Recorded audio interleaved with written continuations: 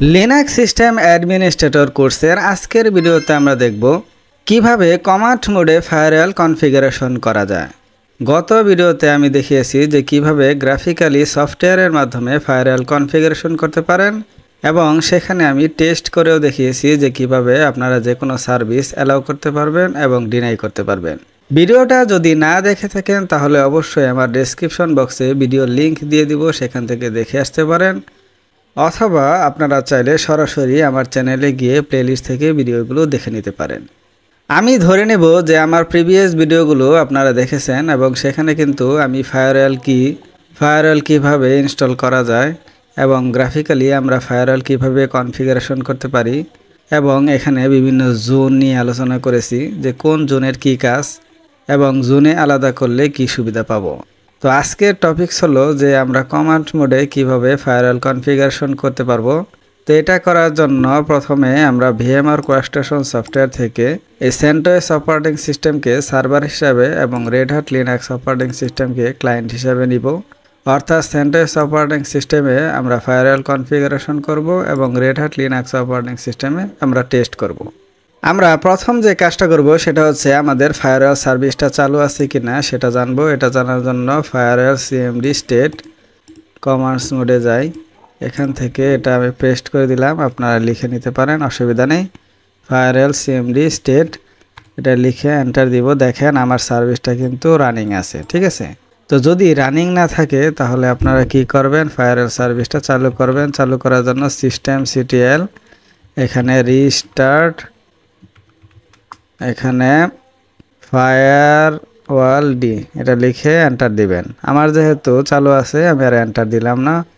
আর এরপরে রিস্টার্ট দেওয়ার পরে আপনারা যে কাজটা করবেন, system CTL enable firewall D এটা লিখে এনেবল করে নেবেন। System CTL status firewall D এখানে দেখেন আমার এনেবলও আছে, অ্যাক্টিভ আছে, সুতরাং আমি নতুন করে আর এগুলো কিছুই করলাম না। আমার ফায়ারওয়াল ডি সফটওয়্যারে কতগুলো জোন আছে এটা জানার জন্য আপনারা এই firewall D CMD get zone এই কমান্ডটা দিতে পারেন। এই কমান্ডটা দেওয়ার মাধ্যমে আপনারা এখানে কতগুলো জোন আছে সেটা দেখতে পারবেন। এখানে যদি আমরা অ্যাক্টিভিটিসে গিয়ে এখান থেকে গ্রাফিক্যালি ফায়ারওয়াল সফটওয়্যারে যাই, এখান থেকে আমরা জোনগুলো দেখতে পারবো। এই জোনগুলোই কিন্তু এখানে শো করছে, ঠিক আছে, এখানে শো করছে। এখান থেকে কতগুলো সার্ভিস আছে এগুলো আপনারা দেখতে পারবেন এই কমান্ডসের মাধ্যমে। ফায়ারওয়াল ডি সিএমডি গেট সার্ভিসটা আমি এখানে লিখে এন্টার দেব। দেখেন এতগুলো সার্ভিস আমার এই ফায়ারওয়াল ডিতে রানিং আছে। এখান থেকে আপনারা যেটা ইচ্ছা সেটা আপনারা ডিনাই করতে পারবেন বা অ্যালাউ করতে পারবেন, ঠিক আছে। তো এগুলো কিন্তু আমরা গ্রাফিক্যালি দেখিয়েছি এবং এখানে দেখেন জোন নিয়ে আমি আলোচনা করেছি গত ভিডিওতে, সুতরাং আজকে আর করব না। এখানে দেখেন পাবলিক জোনে যে সকল সার্ভিস পোর্ট বা প্রোটোকল অ্যালাউ করা আছে সেগুলো যদি আমরা কমান্ড মোড থেকে জানতে চাই তাহলে firewall D CMD permanent list all এই কমান্ডটা দিতে হবে। এই কমান্ডটা আমরা কপি করি, আপনারা চাইলে লিখে দিতে পারেন, আমি সময় বাঁচানোর জন্য এটা কপি করলাম। এখানে দেখেন আমার সার্ভিসগুলো এগুলো অ্যালাউ করা আছে।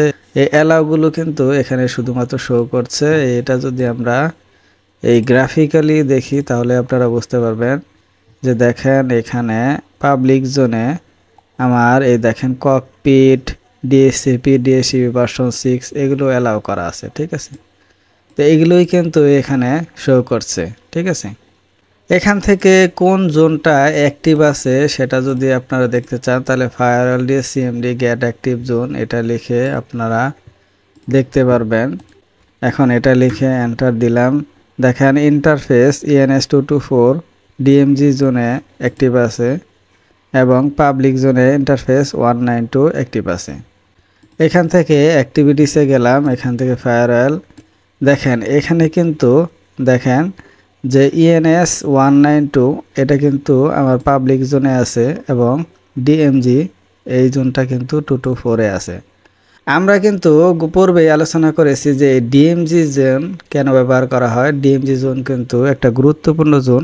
এই জোনটা ব্যবহার করা হয় বিভিন্ন ব্যাংক বা কোম্পানিতে যাদের একটা পাবলিক সার্ভার আছে যেগুলোকে বাইরে থেকে অ্যাক্সেস করার প্রয়োজন হতে পারে, আবার ভিতর থেকেও অ্যাক্সেস করার প্রয়োজন হতে পারে। সিকিউরিটির জন্য যে এই পাবলিক ওয়েব সার্ভার বা পাবলিক সার্ভার তারা ডিএমজি জোনে রেখে দেয়, তাহলে কি হয় কি যে ডিএমজি জোনে যদি কোনো অ্যাটাকার অ্যাটাক করে থাকে তাহলে কিন্তু ভিতরের কোনো নেটওয়ার্কে আক্রান্ত হয় না। এটা হচ্ছে ডিএমজি জোনের সুবিধা। তো বিস্তারিত আজকে ডিএমজি জোন নিয়ে আলোচনা করলাম না, আজকে যেহেতু আমরা কমান্ডস মোডে কনফিগারেশন করব সেটাই দেখি। তো আপনারা চাইলে এখান থেকে সিএমডি মোডেও ডিএমজি জোন অ্যাড করতে পারেন। আমি যেহেতু গ্রাফিক্যালি অ্যাড করেছি, আমার কাজ করতে হবে কি এটাকে আমরা ইচ্ছা করলে ডিএমজি জোনকে আমরা এখান থেকে পাবলিক জোন করে দেই প্রথমে, যাতে আমরা বুঝতে পারি। এখানে পাবলিক সিলেক্ট করলে ওকে দিয়ে দিলাম। এখান থেকে পার্মানেন্ট সিলেক্ট করতে হবে, ঠিক আছে। এরপরে এটা করলে সুবিধা হবে, এটা পাবলিক এটাও পাবলিক। এখন যে কাজটা করব, অপশন একটা রিলোড দিব।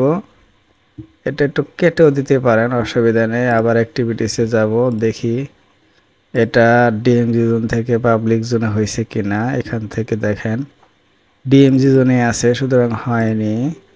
এগুলো আমি বারবার দেখাচ্ছি কারণ হচ্ছে আপনাদেরও এই সমস্যা হতে পারে।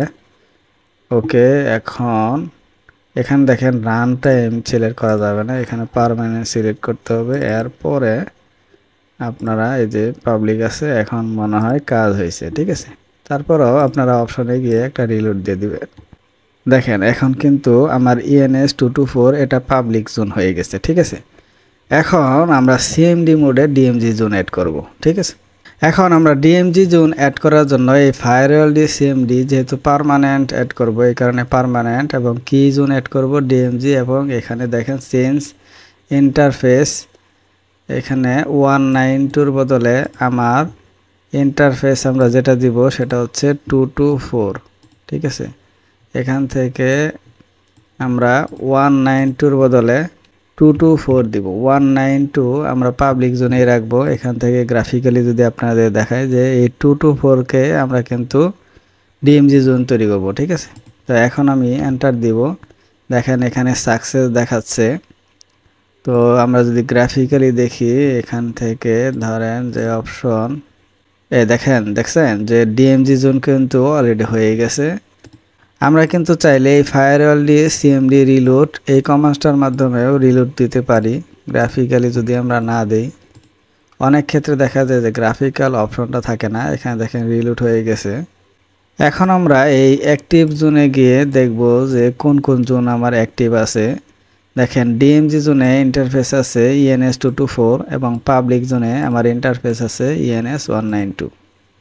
তো আমরা দেখলাম যে কিভাবে ডিএমজি জোন অ্যাড করা যায় কমান্ড মোডে। এখন আমরা সরাসরি কনফিগারেশনে চলে যাব। অর্থাৎ গত ভিডিওতে আমি কিন্তু গ্রাফিক্যালি একটা ওয়েবসাইট অ্যালাউ করে দেখিয়েছি, আবার ডিনাই করে দেখিয়েছি। তো আজকে আমরা এটা সিএমডি মোডে করব। আমরা জানি যে ওয়েবসাইট রান করার জন্য কিন্তু অ্যাপাচি সার্ভার ইনস্টল করতে হয়। অ্যাপাচি সার্ভার ইনস্টল করার জন্য HTTPD এবং মোড SSL এই প্যাকেজটি ইনস্টল করে নিতে হবে। তো আমরা গত ভিডিওতে ইনস্টল করা দেখিয়েছি, তো আজকেও দেখাচ্ছি যে ইউম ইনস্টল HTTP এই কমান্ডটা দিবেন। দেওয়ার পরে এখান থেকে আপনাদের নেট কানেকশন থাকে তাহলে এখান থেকে আপনাদের এটা ইনস্টল হয়ে যাবে। আমার যেহেতু অলরেডি ইনস্টল করাই আছে সুতরাং ইনস্টল আর করলাম না। এখন আমরা জানি যে HTML এই ওয়েবসাইটগুলো কিন্তু এই var ডিরেক্টরিতে থাকে, সুতরাং cd var www এবং HTML এই ডিরেক্টরিতে আমরা যাব। তো এই ডিরেক্টরিতে যাওয়ার জন্য এখানে পেস্ট করে এন্টার দিলাম। দেখেন আমি HTML এই ডিরেক্টরিতে চলে আসলাম। এখন আমরা vim index.html এর একটা ফাইলের নাম দিলাম এবং এটা অন করলাম। গত ভিডিওতে যেহেতু আমি index.html একটা ফাইল তৈরি করেছিলাম, এটা এখানে দেখাচ্ছে। আপনারা চাইলে নতুন করে আবার অন্য কিছু করতে পারেন। এটা যেহেতু টেস্ট করার জন্য শুধুমাত্র, আমরা এটাও করতে পারি বা এখান থেকে এটা তুলে দিতে পারি। আপনারা চাইলে তুলে দিতে পারেন। এখান থেকে আমি একটা একটা করে তুলে দিই, বুঝতে আপনাদের সুবিধা হবে। তো আমরা যেহেতু ওয়েবসাইট ডিজাইন শিখব না, শুধুমাত্র টেস্ট করার জন্য, তাহলে আমরা W3-তে যাব।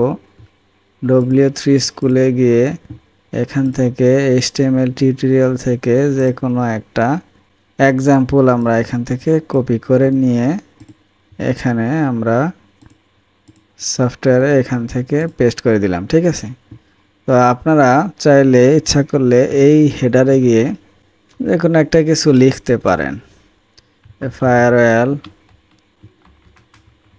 CMD mode test. ঠিক আছে, তার বেশি কিছু লিখলাম না। এখন এখান থেকে সেভ করে দিব। এখন এটা সেভ হয়ে গেল। এখন আমরা টেস্ট করব।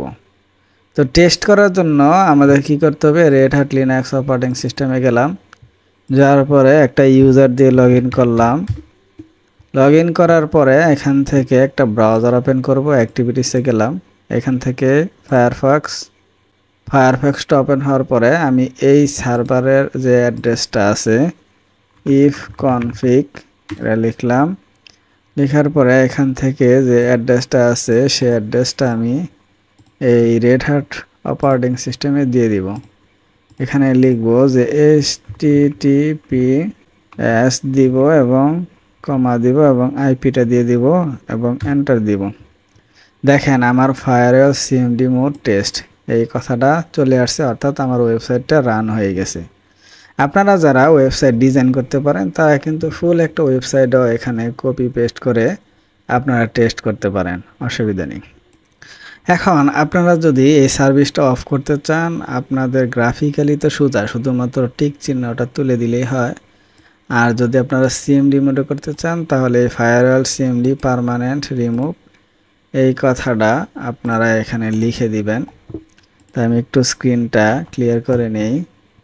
এখান থেকে দেখেন ফায়ারওয়াল দিয়ে সিএমডি পার্মানেন্ট রিমুভ HTTPS এই কমান্ডটা লিখে এখানে এন্টার দিলাম। এখন আপনারা একটা রিলোড দিবেন। রিলোড দেওয়ার জন্য ফায়ারওয়াল দিয়ে সিএমডি রিলোড এই কমান্ডটা দিয়ে দিবেন। আমি এই কমান্ডটা দিয়ে দিলাম। এখন দেখেন আমি এটা যে একটু রিফ্রেশ দিই, এখানে দেখেন লগ ইন করতেছি, দেখেন আনএবল টু কানেক্ট। ঠিক আছে, তার মানে যে আমার ফায়ারওয়ালটি কিন্তু এই সার্ভিসটা অফ করে দিয়েছে। তো আজকের মতো এই পর্যন্তই। পরবর্তী ভিডিওতে আমি দেখাবো যে কিভাবে সকল ধরনের সার্ভিস স্পেসিফিক আইপির জন্য কিভাবে ব্লক করতে পারবেন অথবা অ্যালাউ করতে পারবেন। সেখানে আমি SSH প্রোটোকলটা ব্লক করে বা এনেবল করে দেখাবো। ঠিক আছে, ভিডিওটা যদি ভালো লেগে থাকে তাহলে অবশ্যই লাইক এবং কমেন্টস করতে ভুলবেন না এবং পরবর্তী ভিডিও পাওয়ার জন্য চ্যানেলটি সাবস্ক্রাইব করে রাখুন। আসসালামু আলাইকুম।